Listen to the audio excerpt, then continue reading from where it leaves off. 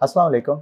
2-4 हफ्ते पहले मैंने एक वीडियो अपलोड की थी और उसमें मैंने आप सबको बताया था कि आपकी जितनी भी इन्वेस्टमेंट ऑनलाइन वॉलेट्स में पड़ी हुई है, चाहे वो कॉइनबेस में आपने रखी है, ब्लॉकचेन में रखी है, इवन बाइनांस में भी रखी है या और किसी ऑनलाइन वॉलेट में रखी है, आपकी वो इन्वेस्टमेंट महफूज नहीं है।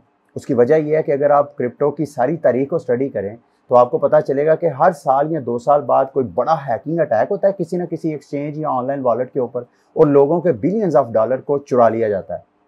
और सिवाय एक हाथ से, सिवाय एक न्यूज़ के इन्वेस्टर को कुछ भी नहीं मिलता। जब आपने एक्सचेंज की तरफ आना है, ट्रेडिंग की तरफ आना है, तो उसके लिए आपकी मजबूरी है कि आप ये Binance.com को यूज़ करें या Coinbase वगैरह की एक्सचेंज सर्विस को यूज़ करें, क्योंकि ये जो हार्डवेयर वॉलेट है या ये जो पेपर वॉलेट वगैरह, इवन सॉफ्टवेयर वॉलेट्स भी हैं, उनमें आपको इस तरह फ्लेक्सिबिलिटी, इतनी एक्सेसिबिलिटी नहीं है कि आप ट्रेडिंग आप आसानी के साथ कर लें। अगर आप करते भी हैं, चूँकि उनकी अपनी नहीं है, उन्होंने थर्ड पार्टी एप्लीकेशंस को एम्बेड किया होता है अपने सॉफ्टवेयर्स के अंदर, तो उसके लिए आपको बड़ी प्रॉब्लम हो जाती है। तो इसके सॉल्यूशन के लिए डिसेंट्रलाइज्ड एक्सचेंज आई। अब डिसेंट्रलाइज्ड एक्सचेंज क्या होती है और सेंट्रलाइज्ड एक्सचेंज क्या होती है?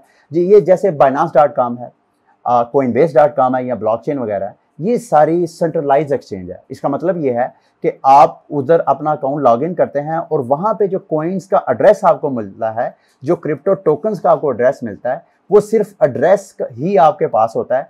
हालांकि जो क्रिप्टो कॉइन्स या उसकी क्रिप्टो टोकन्स की जो एक्चुअली ओनरशिप होती है, वो उसकी प्राइवेट की होती है। और ये जितने बाइनांस वगैरह वेबसाइट्स हैं, ये प्राइवेट की आपके साथ शेयर नहीं करते हैं। और वो क्रिप्टो में एक मुहावरा है ना, if you don't own the private keys you don't own your crypto coins.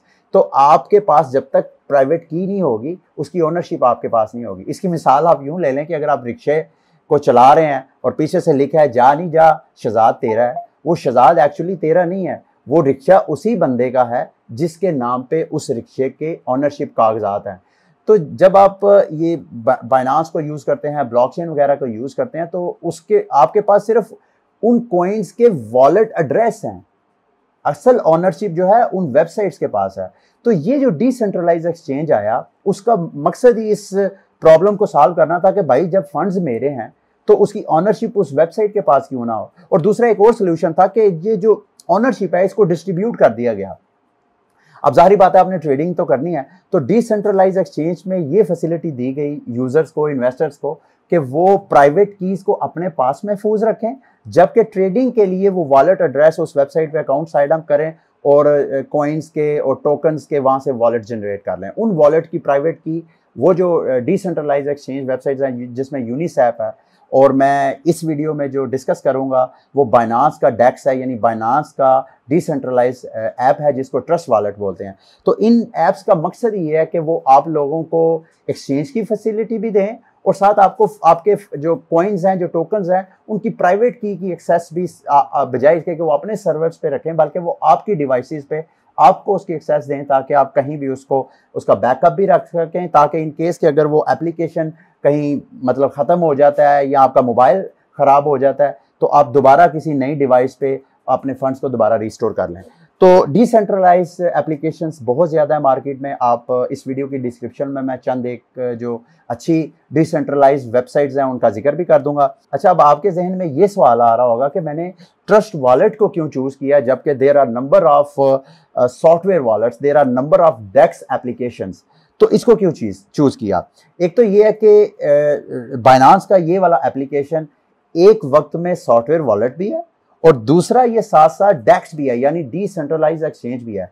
आप इसमें अपने ट्रेडिंग भी कर सकते हैं अपने फंड्स की, यानी जैसे ही वैल्यूज अप जाती हैं आप सेल कर दें उसको, स्टेबल कॉइन में अपने कॉइन को कन्वर्ट कर लें, और जैसे ही वैल्यू डाउन आ जाए और दोबारा स्टेबल कॉइन से अपने वो कॉइन दोबारा बाय कर लें। तो एक तो ये एक्सचेंज का काम भी आपको देगा, दूसरा इसके अंदर जो कॉइन्स की लिस्ट है वो बेशुमार कॉइन्स, बेशुमार टोकन्स है। अब मोबाइल सॉफ्टवेयर जो हैं, एक एज एप्लीकेशन है मोबाइल सॉफ्टवेयर का, मैंने उसको डाउनलोड किया। अब मैंने कोशिश की कि मैंने जितने मेरे कॉइन्स हैं जो मैंने लॉन्ग टर्म होल्ड करने हैं उनको मैं एज एप्लीकेशन में इंपोर्ट कर लूँ, डिपॉजिट कर लूँ। लेकिन जब मेरी ख्वाहिश थी कि मैं वहाँ पे अपने कार्डेनो या पोल्काडॉट या जितने मेरे होल्डिंग्स हैं कॉइन्स की, मैं वहाँ पे इंपोर्ट करूँ। लेकिन जैसे मैंने एज में जाके कार्डेनो को सर्च किया, पता चला कि वहाँ तो कार्डेनो का, मतलब वो एप्लीकेशन उसको सपोर्ट ही नहीं करता। जबकि अगर आप बाइनांस के इस ट्रस्ट वॉलेट को चेक करें तो इसमें तकरीबन आपको टॉप 100 200 जो वॉलेट्स हैं वो सारे टोकन्स, कॉइन्स, सारे सबकी लिस्ट में मिल जाएगी। अब वो करना कैसे है, इस वक्त अगर आपको मेरी स्क्रीन नजर आ रही है तो टॉप राइट साइड पे ये 2 बार्स आपको नजर आ रही हैं, इस पे आप क्लिक करेंगे तो यहाँ पे आपने अपना कॉइन, कोई सा भी कॉइन सर्च करना है। जैसे कि मैं फॉर एग्जाम्पल मैं ट्रॉन को सर्च करना चाहता हूं, तो यहां पे मैं ट्रॉन लिखूंगा और इधर से मैं राइट साइड पे अगर इसको एक्टिवेट करूंगा तो ये देखिएगा मेरा यहाँ पे ये नीचे लिस्ट में आपको नजर आ रहा है, यहाँ पे ट्रॉन आ गया। अब यहाँ पे मैं क्लिक करूंगा, यहाँ से अगर मैंने फंड्स किसी और जगह, जहाँ किसी यानी ब्लॉकचेन में रखे हैं या बाइनांस वगैरह में रखे हैं और वहां से मैंने इधर लेके आने हैं, तो यहाँ रिसीव पे क्लिक करूंगा, यहाँ से एड्रेस लूंगा और इस एड्रेस में जो फंड्स मंगवाऊंगा वो मेरे ट्रस्ट वॉलेट में फंड आ जाएंगे। अच्छा, अब आपको ट्रस्ट वॉलेट की थोड़ी बहुत तो बैकग्राउंड समझ आ गई है। अब सवाल यह है कि आपने इसको यूज कैसे करना है। सबसे पहले तो आपने हर वो क्रिप्टो कॉइन या टोकन जो आप ट्रस्ट वॉलेट में लॉन्ग टर्म महफूज करना चाहते हैं या इवन डिसेंट्रलाइज्ड डेक्स के तौर पे भी यूज करना चाहते हैं कि यहीं पे आप ट्रेडिंग करना चाहें, तो आप सबसे पहले तो अपने सारे फंड्स यहाँ पे ले आए, जैसे कि मैं चंद एक ले आया हूँ। अब यहाँ पे ले आए, अब आप बजाय इसके कि हर कॉइन की अलग अलग प्राइवेट की जनरेट करें और उसको सेव करें, इस सॉफ्टवेयर ने एक नया सोल्यूशन दिया है। बल्कि मोस्टली मेरा ख्याल है सारे सॉफ्टवेयर इसी तरह करते हैं कि हर कॉइन का अलग अलग प्राइवेट की बैकअप की रखने की बजाय, उसकी प्राइवेट की अलग बैकअप बनाने की बजाय उसकी एक रिकवरी फ्रेज बना देते हैं।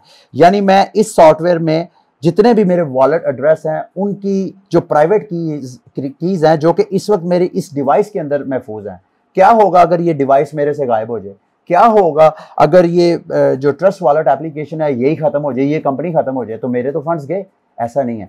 अगर आप ये जो अगला प्रोसेस मैं आपको बता रहा हूं, अगर आप यहां इस एप्लीकेशन से रिकवरी फ्रेज को कहीं महफूज कर लेंगे, उसका बैकअप बना लेंगे, तो चाहे ये मोबाइल रहता है या नहीं, चाहे ये ट्रस्ट वॉलेट रहता है या नहीं, आप उस रिकवरी फ्रेज से दोबारा अपने फंड्स को रिस्टोर कर सकते हैं। तो वो करना कैसे है, उसके लिए आप नीचे ये सेटिंग पे क्लिक करें और सबसे ऊपर टॉप पे आपको वॉलेट्स नजर आ रहा है, उसके बाद उस पर क्लिक करें। फिर ये 3 डॉट्स आपको राइट साइड पे नजर आ रहे हैं, उस पर क्लिक करें और ये वो शो रिकवरी फ्रेज है, इसके ऊपर मैं जैसे ही क्लिक करूंगा तो मेरे जितने भी क्रिप्टो कॉइन्स और टोकन पड़े हुए हैं, बेशक उनमें फंड्स हैं या नहीं है, उनका सारे का सारा बैकअप जो है, जो रिकवरी फ्रेज है, वो इसके अंदर है। वैसे मैं यहाँ पे क्लिक करके आपको शो करवा देता हूँ और उसके बाद मैंने अच्छा कोड लगा के इसको ब्लॉक किया। ये सारा रिकवरी फेज है, मैंने इसको ब्लर किया हुआ है ताकि मेरे फंड्स महफूज रहें शरारती नज़रों से। तो इस तरह आपको ये 12 वर्ड्स का एक रिकवरी फ्रेज मिलेगा। अगर ये आपका मोबाइल कहीं खुदा न खास्ता गुम हो जाता है या डैमेज हो जाता है, तो आप नया मोबाइल लें तो इस रिकवरी फ्रेज के जरिए आप अपने फंड्स को रिस्टोर कर सकते हैं। इसी तरह अगर ट्रस्ट वॉलेट नहीं रहता तो आप इस रिकवरी फ्रेज के जरिए किसी और एप्लीकेशन में अपने फंड्स को रिस्टोर कर सकते हैं। तो रिकवरी फ्रेज ही वो इंपॉर्टेंट चीज़ है जिससे आपके फंड्स जो हैं वो महफूज हैं। दूसरा, आप अकाउंट की पब्लिक कीज हैं, इनको भी आप एक्सपोर्ट कर सकते हैं। कोई भी आपका जो क्रिप्टो वॉलेट है उसको आप 3 हिस्सों में डिवाइड कर सकते हैं। एक तो वॉलेट एड्रेस होता है जो आपको ये सेंट्रलाइज एक्सचेंजेस भी उसकी एक्सेस देते हैं, दूसरा उसका पब्लिक एड्रेस होता है और तीसरा उसकी प्राइवेट की और होती है, यानी पब्लिक की और प्राइवेट की। और वॉलेट एड्रेस आप किसी को देते हैं वो आप दूसरों के साथ शेयर भी कर सकते हैं क्योंकि आपने फंड्स दूसरों से मंगवाने हैं, लेकिन आपने ना तो पब्लिक की किसी के साथ शेयर करनी है और ना ही आपने प्राइवेट की किसी के साथ, खसूसन प्राइवेट की पे आपने फोकस करना है। तो ये वो ट्रस्ट वॉलेट से मुतल्लिक मेरी वीडियो थी। दूसरी, ये सारी सेटिंग्स हैं, आप चाहें तो अपना ये सारी आप सेटिंग्स में जाके थोड़ी बहुत सिक्योरिटीज़ को चेक करें कि आप कौन कौन सी सिक्योरिटीज़ लगा सकते हैं। और मैं तो आपको कहूँगा कि अगर आपने फंड्स लॉन्ग टर्म सेव करने हैं तो आप ट्रस्ट वॉलेट को लाजमी प्रेफर करें। उसकी वजह यह है कि इसकी प्राइवेट कीज़ की एक्सेस आपके पास है रिकवरी फ्रेज के ज़रिए, और अगर आपके पास एक्सेस है तो कोई दूसरा बंदा इसको एक्सेस नहीं कर सकता।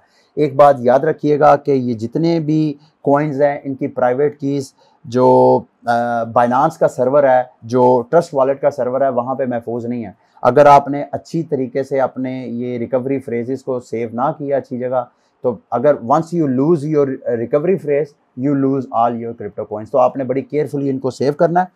और उम्मीद करता हूँ कि इस सिलसिले में काफ़ी चीज़ें आपको समझ आ चुकी होंगी। फिर भी अगर कोई चीज़ रह गई है भाईजान या बहना, तो आप इस वीडियो के नीचे कमेंट में मेरे से पूछ सकते हैं अंटिल नेक्स्ट वीडियो मुझे इजाज़त दीजिए। अल्लाह हाफिज़।